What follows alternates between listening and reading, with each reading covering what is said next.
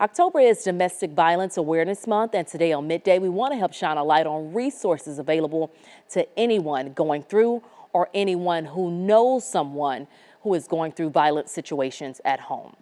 Joining us right now is J.R. Newton, the president and founder of Tapestry Ministries, a nonprofit that helps women and children actively trying to escape domestic violence. J.R., thank you so much for being here. Thank you for inviting me. Absolutely. For those who don't understand how domestic violence can have a tremendous impact on someone's mental health, will you explain that cycle of abuse? Well, the cycle is meant to create a atmosphere of control. So the abuser will be very nice, very sweet, very accommodating, and then for whatever reason, it sets them off. Then they start this cycle of accusing and blaming and finding fault. Then the abuse happens, and then we go back into the honeymoon stage.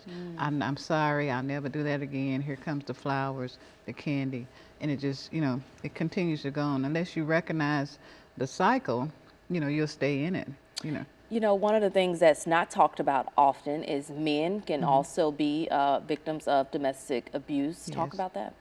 I have had several cases where men were victims. They were actually trying to keep from being violent. And the women were aggressive.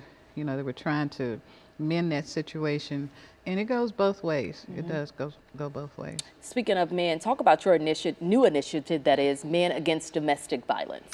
Yes, I'm excited about MATA. We often teach our girls how to protect themselves, how not to be raped, how not to be beat, but we rarely talk to our young men or our men about how not to abuse. So I was reading about the benefits of abuse, that men benefit from that. You get your way, you have a free babysitter, a cook, nobody argues with you. You can do whatever you want when you want it. So there are the benefits to it.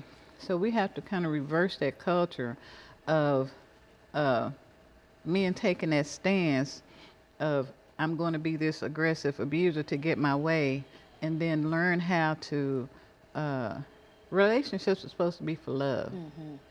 And abuse is not love. Right. So how to promote that relationship. You have a big event coming up. Yes. It's called the Purple Out. I know our own Cleo Green is going to be Yes. hosting that and moderating that discussion. Yes. Tell us about that event.